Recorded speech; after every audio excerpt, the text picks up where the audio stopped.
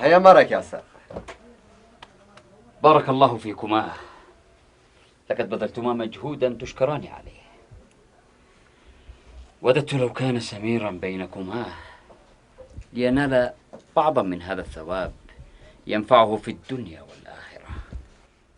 أكيد يا أستاذ أنه حصلت له ظروف. لا بأس، والآن هيا بنا لنلحق صلاة العصر في جماعة، ثم نذهب إلى السوق لنشتري بقية الحاجات. ليش يا أستاذ؟ ليش ما نشتري المرة الثانية؟ ولماذا يا خالد؟ أصلا اليوم ما استأذنتش من صاحب المحل وأنا خايف. يا رجل، لا تخف إلا من الله سبحانه وتعالى، وإذا وجدت في عملك هذا مذلة وهوانا فتركه خير لك. وإذا تركت يا أستاذ من أين أعيش أنا وأخوتي؟ لا تنسى أن الرزاق هو الله سبحانه وتعالى وليس صاحبك. والآن هيا يا أحبائي لنلحق صلاة الجماعة قبل أن يحبط عملنا. هيا.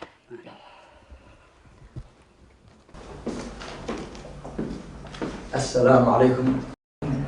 وعليكم السلام ورحمة الله وبركاته. تصور اني خفت انك ما تجيش. معقول يا أخ رمزي أنا ما أجيش. وانا لازم اكافئك مكافأة كبيرة. أنا يكفيني 130 اللي أخذتها.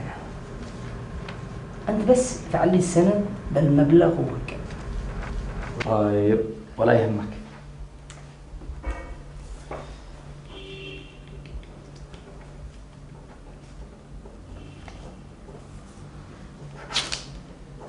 تفضل، وهذا الاستاذ.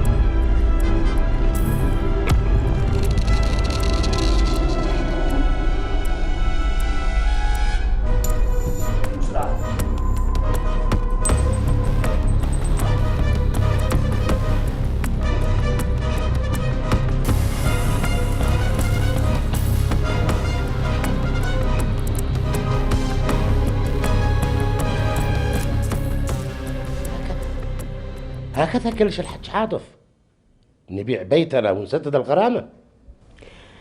ما رأيك؟ رأيي فين؟ انتي مجنونة أبيع بيتي؟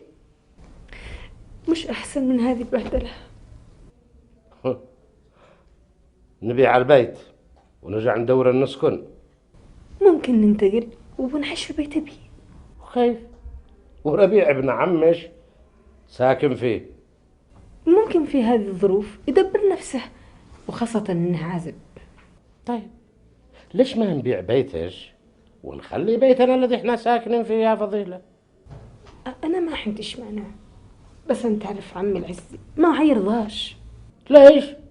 البيت حقش ولا حقه؟ حقي بس عايش. اسمعي يا حبيبتي، صحيح ان انا وعدتش اني اتغير، واذا تشتهي نعيش بقية حياتنا في خير وسعادة انتي عاد اقنعي عمش، اقنعيه ان انتم تبيعوا البيت حقش وتخرجوني، وانا اوعدش اني ارتلش كل ما اخذت منش. المهم انني اخرج من السجن. ارجوش غاية الرجاء يا حبيبتي، ساعديني. حاضر يا حسن، حاضر. يا فضيلة كم كنت مغفل طول هذا الفترة، ما عرفت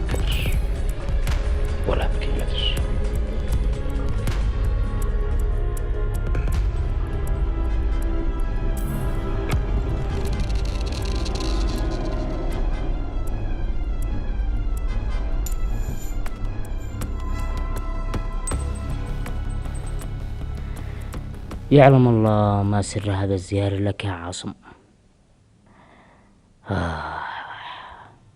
وأنا ولا حد يزورني ولا يسأل علي، لكن بسيطة، عندما أحصل على الكنز وأصبح غني يسألوا علي كلهم. أي حين يتحقق هذا الحلم وصورتنا ندخل في قضية ما لها أول ولا نهاية. الحج عاطف ما يعرف إلا عاصم، وعاصم ما يعرف إلا أنا، وإن إحنا كلنا قرنا. لكن لا ألحق الله خير من كان السبب.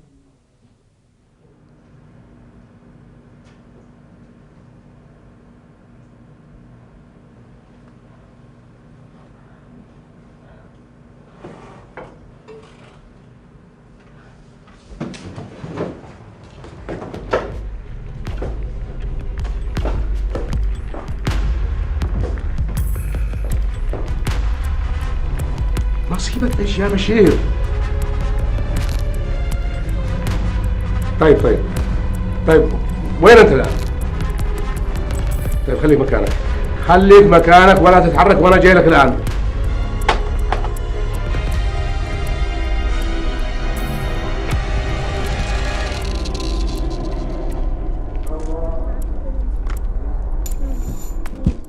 طيب يا خالد، إذا ما رويتك لا تسميني جميل، بس نفسي أعرف عم بيصير الولد هذا يعلم الله.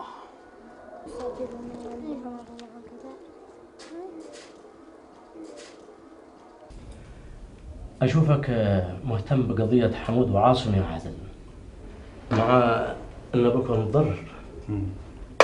هم ضحية نصب واحتيال يا فندم. طيب ما دام أنت عارف هذا الشيء، ليش ما تقنع أبوك أنه يفعل بينهم محضر صلح بدل ما نحول القضية للنيابة وتصبح قضية في المحكمة؟ احنا نحاول بكل جهدنا، بس لو تمكنتم من القبض على نعمان ربما يختلف الوضع. احنا عنبذل قصارى جهدنا معكم، ولعلمك مثل هذه القضية أو مثل هذه العملية الدقيقة قد يمكن وراها أكثر من واحد، وانت ضابط وتعرف هذا الشيء. وأنا معك، وأشك بتورط رمزي وأخوه، ولو تكرمت نعمل طلب باستدعائهم للتأكد والتحري. ما بش عندنا مانع، بس أبوك بيؤكد أن رمزي وأخوه عملاء معروفين عنده، ومع هذا ادينا عنوانهم وإحنا حنطلبهم. إن شاء الله أخذ عنوانهم الليلة من الوالد وأديهم لك بكرة. طيب بسرعة. شكرا لك. يلا طيب. يا معنا.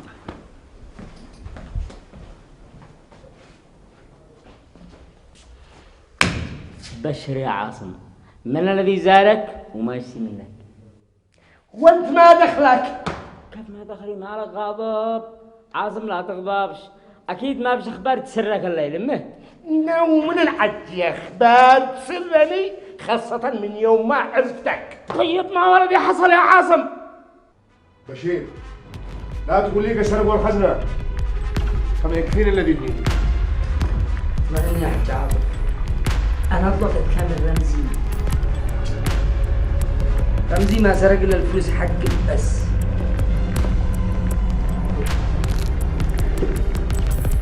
وين والذكاء هذا؟ وين والذكاء؟ وانت كان المفروض تنتبه وما تخليش ولا ريال طالما شكيت له نصاب. أصلا يا حاج عاطف أنا ما شكيت فيه إلا في اللحظة الأخيرة في المطعم، لما شفت تلفونه وشفت المكالمة الأخيرة وهي من رقم محلي، وهو قال لي إنه آخر مكالمة من أخو حمدي في الخارج. كان هذا يكفي إنك تغير رأيك وترفض إنك تسلم لها الفلوس.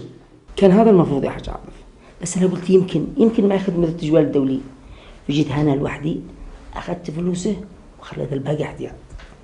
أنت بتصفني بالغباء وأنت أكبر غبي.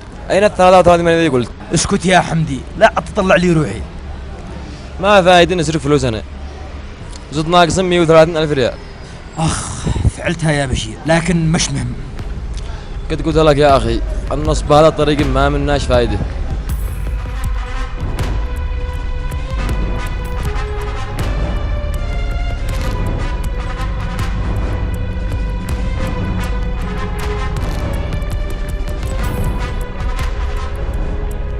ومن قال لك إن ما بش فايدة؟ لا تنسى إن إحنا ربحنا صفقة البن. صفقة البن؟ أبيع نبيعها بيعة سارق. النعمان اللي صدقنا حكه عادول واحدة حكاية.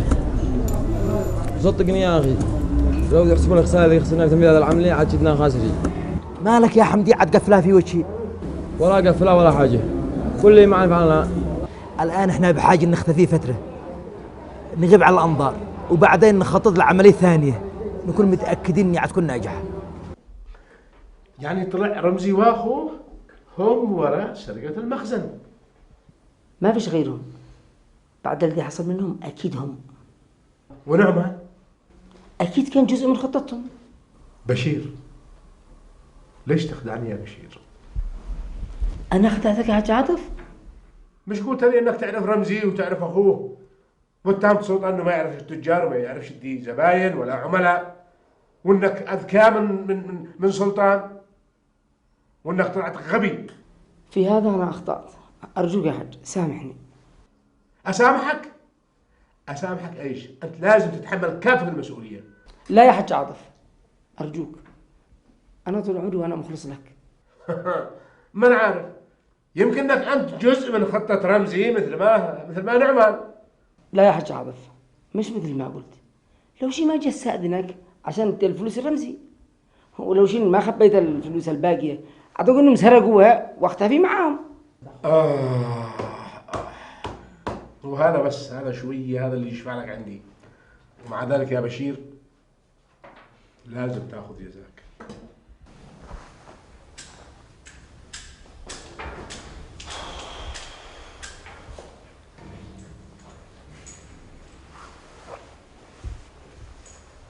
ما قلت يا عاصم الحج عاطف مصر على تسليم الغرامة؟ لا بالله عليك،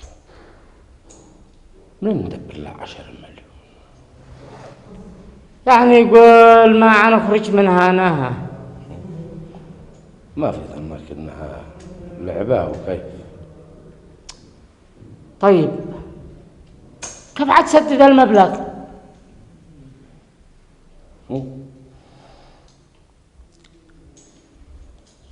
المفروض أنت الذي تدفع المبلغ مش أنا.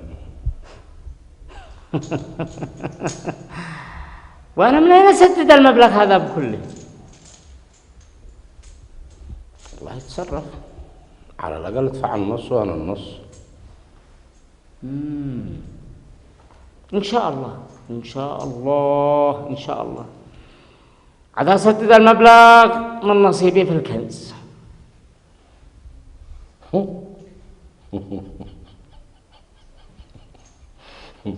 اللي عز معاك يقول قد الكنز هذا ملكك. كان كيف تشتري؟ الله انت حر، تشي تخرج دبرت النص وانا دبر النص، ما تشي تخرج براحتك، انا عشان ادبر المبلغ كله واخرج منها وبعدها اشارعك واخليك محبوس انا ثم تدفع غرامتي كلها.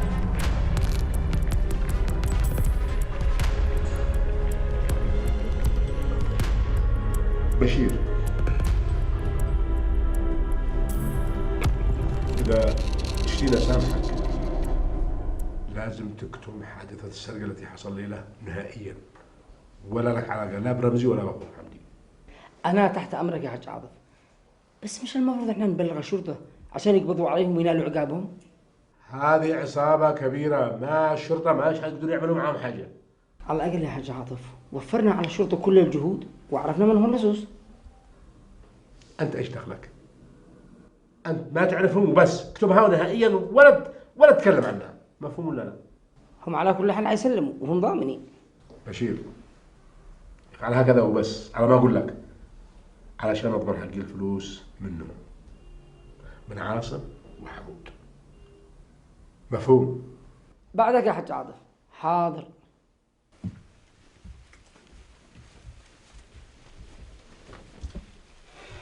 هي خير يا فضيلة، ما سرنا. أنا عارفة يا عم إن أنت زعلان مني، علشان ما قلت لكش ان عاصم احتبس، لكن والله صدقني ما لقيت فرصة اكلمك. خير يا بنتي، المهم دحين كيف حالة عاصم؟ حاله ما يسرش يا عمه. وليش بتقوليها هكذا وانت حزينة؟ وليش ما تحزني يا عزي مش زوجها؟ المفروض انها تعيد عيد، لان الله اوقع في شر اعماله. انا عارفه يا عم ان انت بتكره عاصم، بس صدقني عاصم تغير قوي. تغير وتشتيني صدق؟ خليني اسمع فضيلة يا عزي، كيف تغير عاصم؟ لاش تسمع ولاش تعرف. المهم قولي لي يا فضيلة، ما هو اللي تشتهي بالضبط؟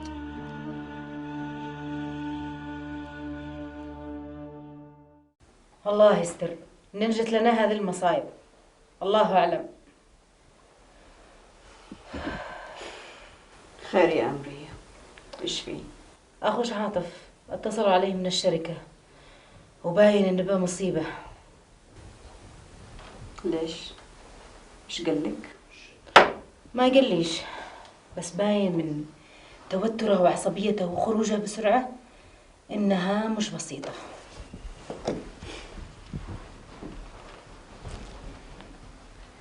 إن شاء الله إن شاء الله إنهم يحرقوا له الشركة بكلها. أعوذ بالشيطان يا عديلة، مش كفاية المصايب اللي احنا فيها؟ خليه يتضعف عشان يعرف إنه السبب ظلمه لأخته. لا يا عديلة، مش هكذا تحل المشاكل. ادعي إن الله يستر. يا بسرتي يا حظية، التبر جالس بيلاحق بعض فضيل لو ما تاقي للبيت تبيعه. سالي يا عزي، هي حرة، ما دام هي بيتها حرة فيه وبعدها تنقذ زوجها. حر امه، قسما بالله ما بتعوانه على قيد الحياة. طيب يا عم ايش الحل؟ يبقى زوجي مسجون. ان شاء الله يبقى طول عمره، واكيد هذه فكرته. مش هكذا يا عم، وسواء كانت هذه فكرته ولا فكرتي انا مضطر ان انا انقذ ابو اولادي. هي قولي لابو اولادش ان انا رافض، واذا وش يبيع البيت يبيع بيته.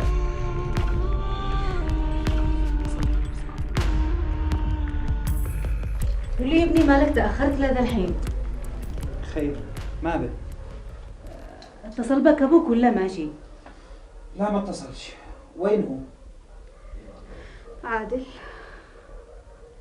قم اتصل وبشرنا، يقولوا في مصيبة ثانية حصلت في الوكالة. يبشرنا بما؟ والله انه صدق لما قالوا عنش مجنونة. خير يما، قولي لي ما هو الذي حصل. هقول لكم ولا تتصل ولا حاجة، الأفندي وصل. مساء الخير. مساء النور.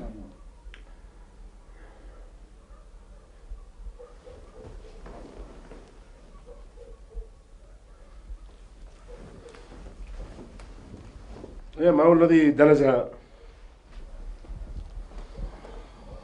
ابرد لك منها.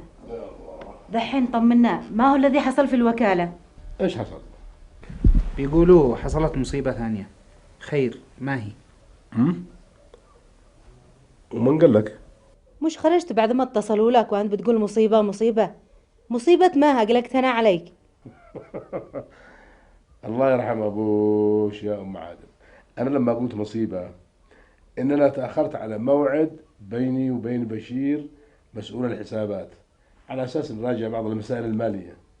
وتسمي هذه مصيبة؟ لا نسيت الموعد بس، وكان بيني وبينه موعد بس. يعني يابا ما بش حاجة؟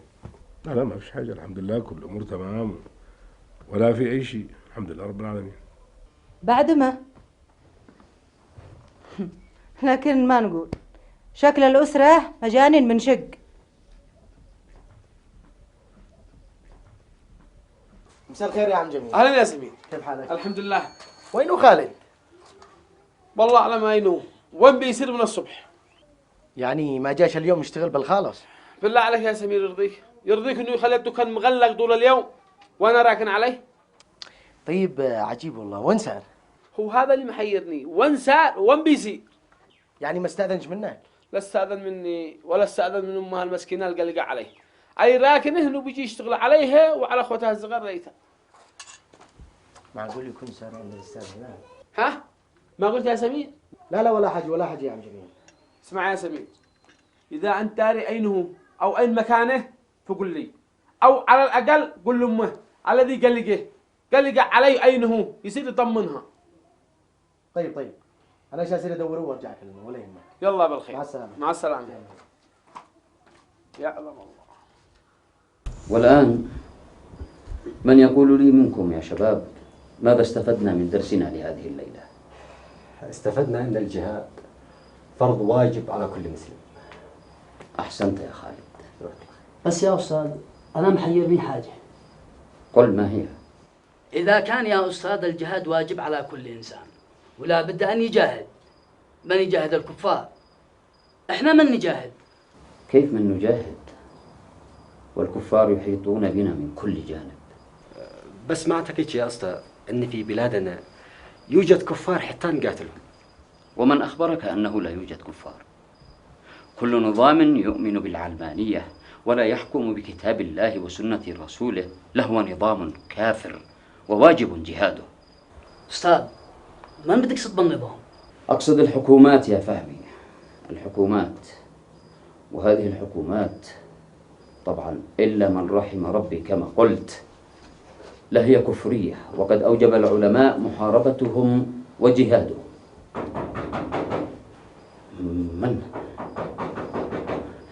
من هذا الذي يطرق علينا الباب؟ مالك يا أستاذ؟ بين أشوفك خايف. كلا وإنما أتساءل من قد يأتينا في هذا الوقت ونحن جدد على السكن. أقوم أفتح الباب يا أستاذ. انظر من هناك.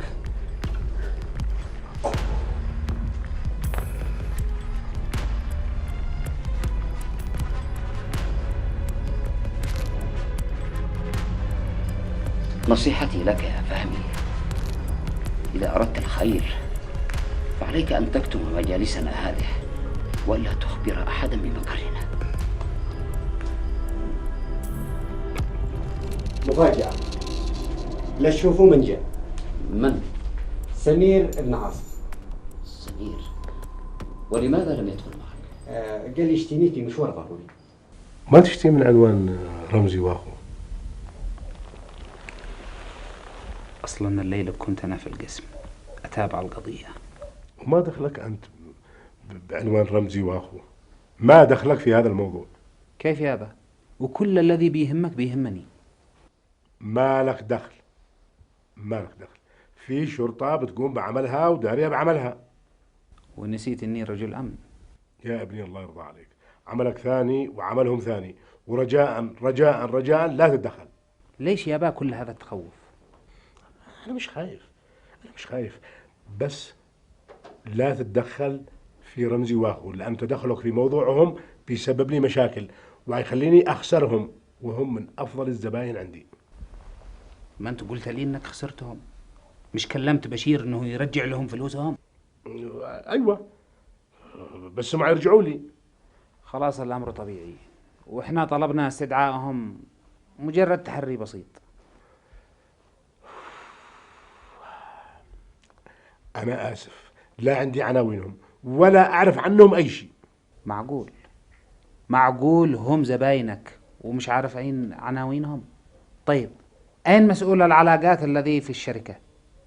ما يعرفش كافة البيانات عنهم، أرقامهم، عناوينهم؟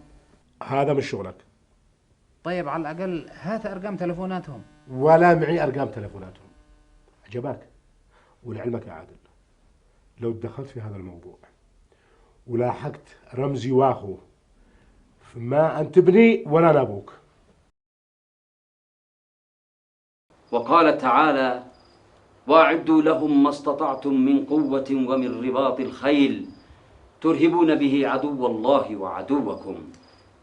عن إذنك يا أستاذ، معي أمر ضروري. لماذا التعجل يا خالد؟ زي ما قلت لك يا أستاذ، سمير يشتيني في أمر ضروري. من الجيد أن يسأل المرء عن أخيه. لا بأس يا خالد، اذهب وانظر ماذا يريد صاحبك. إن شاء الله. ولكن دعنا نراك. إن شاء الله يا أستاذ. يلا مع السلامة.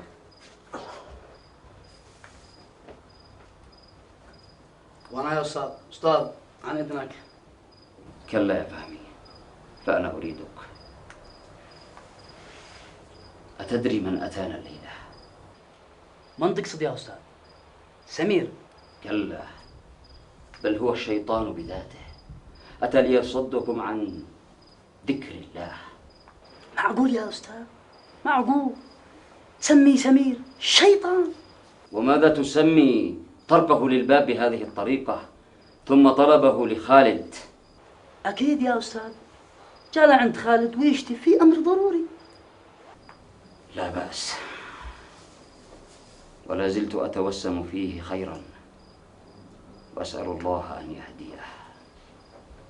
والآن لنكمل درسنا يا فهمي. معقول يا خالد مفلت امك واخوتك اليتامى ومفلت عملك وجالس هنا من الصبح عند الاستاذ هلال؟ يا اخي ايش بيفعل لك الاستاذ هلال هذا؟ يا اخي اصلا استفدت من الاستاذ هلال. طيب يا اخي هذا اعتبره شيء مؤقت وعملك الدائم اهم لك. قصنا من عمل، وبعدين ايش فيها الاستاذ هلال؟ انسان فاهم ومتدين يا اخي، حتى ان قلبي ارتاح له. لا حول ولا قوة. يا اخي هذا هلال انسان متشدد، انسان مبالغ، واحنا ديننا دين يسر، دين وسط، احنا وسطيين يا خالد، معلش مبالغين. ابرد لك من الاستاذ هلال هذا.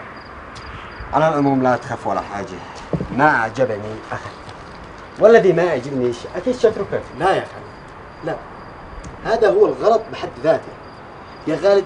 مش المبدأ انك تسوي هذا الشيء يا خالد. ارجع لعملك وبس، صدقني.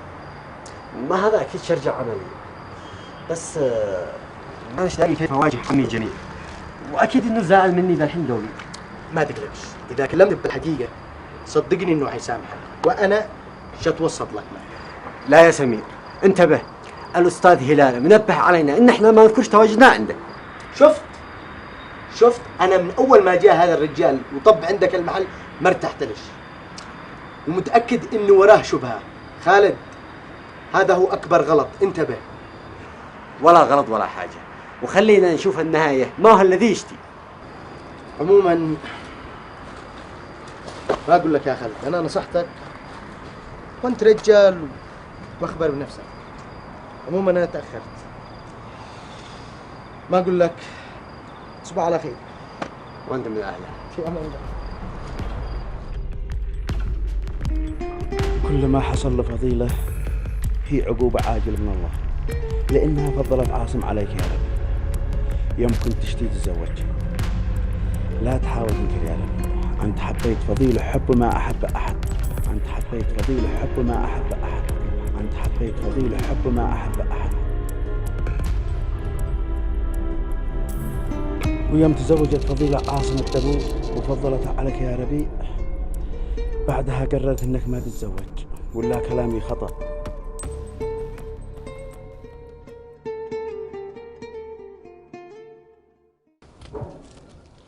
ربيع، أنا آسف يا فضيلة إذا كنت أزعجتش، بس حبيت أتأكد من مسألة واحدة فقط. عارفة، هتقولي ليش فضلت عاصم عليك؟ أرجوش يا فضيلة، إيش في صدري؟ ليش يا فضيلة؟ مش كنا بنحب بعض ومتفقين إن احنا نتزوج ولا لا؟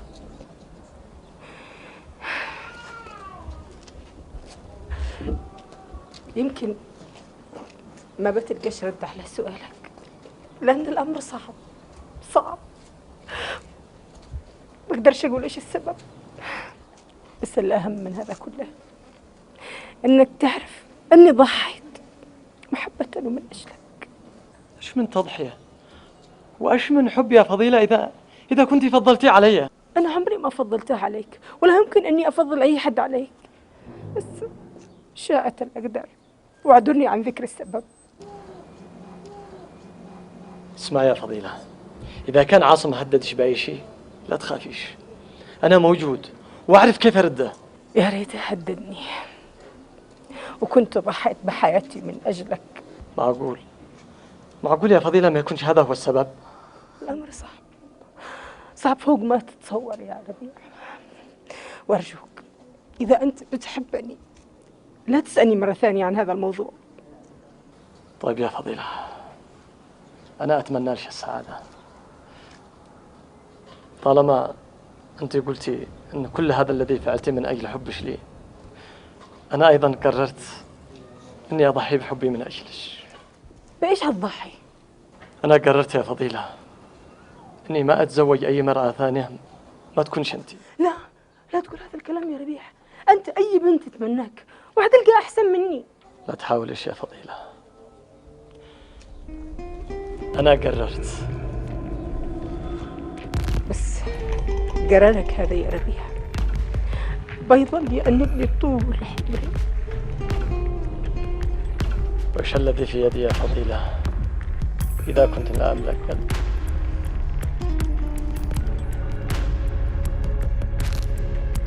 يا ريت كنت عارف السبب، على الأقل كنت ارتحت. هيا كيف العمل يا فضيلة؟ والأبواب كلها قد قفلت في وجهش. إذا عمي مش راضي يبيع بيتي من حينقذني؟ استغفر الله العظيم. لو أكلم ربيع يساعدني، أنا متأكدة إنه الوحيد القادر يدبر لي حل. بس خايفة من حاصل لا يزعل. يا رب، أنت الغني وأنت المطلوب.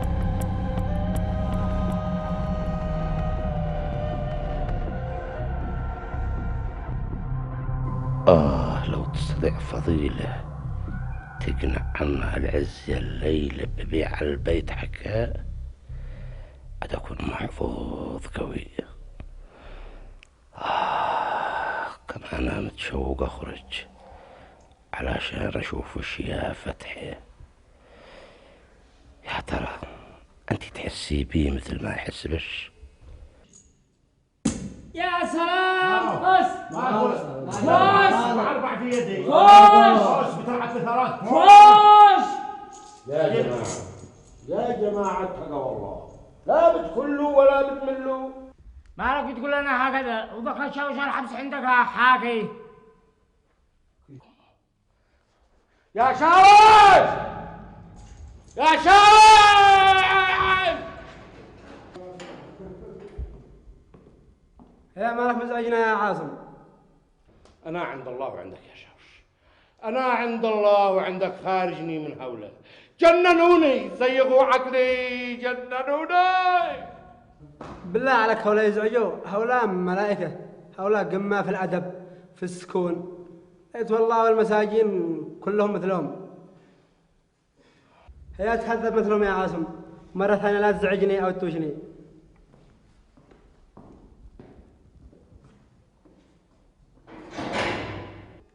ما أجمل الصبح فيني فالجمال عيني يطلع. يا شاوش بحجر الله جبت تحقق الملائكة. يا شاوش يا شاوش يا شاوش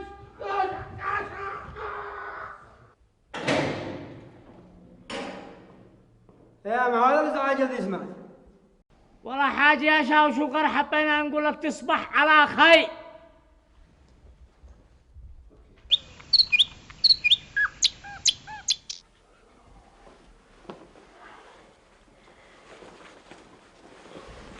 ها يا حاج عاطف، هذه الورقة فيها المصاريف اللي نشتيها. ليش ما تخلي عادل يشترين؟ معقول يا حاج؟ عادل أو نسيت إنه موظف؟ خلاص هاتي، أنا اشترين وأخلي سلطان يدير لها أنا. يا الله.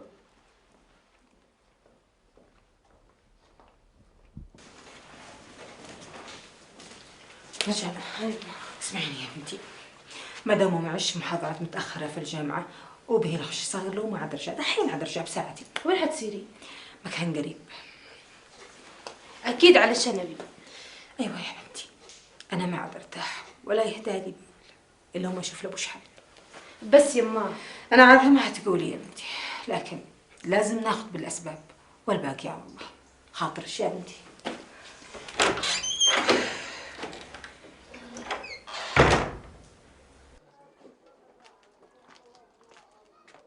خالد، ممكن اعرف ان كنت امس وليش خليت المحل مغلق؟ كان معي عمل ضروري. عمل؟ وما هذا العمل؟ عمل وخلاص.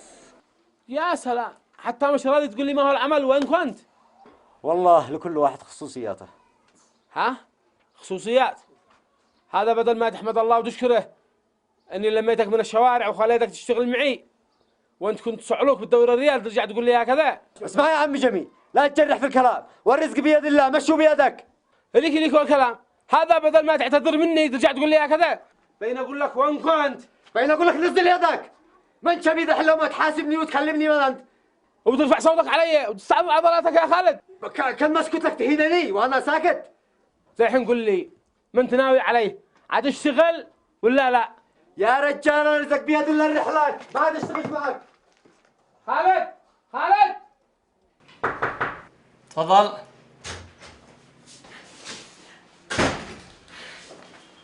خير يا بنت عمي، ايش الذي جابك؟ اسمع يا ربي، انا ما عاد معي بعد الله الا انت، وجيت لك علشان تساعدني. طيب تفضلي اجلسي تفضلي. انا اسفه يا ربي ان انا جيت كان ازعجك، بس انا فكرت انه لا حتقدر ادعيك للبيت عندي ولا حتقدر اجي لعندك للبيت، فقلت انه هذا انسب مكان عشان نقدر نتكلم فيه. ولا يهمك يا بنت عمي، انت قولي لي بس ما هو الموضوع؟ الموضوع متعلق بعصب زوجي.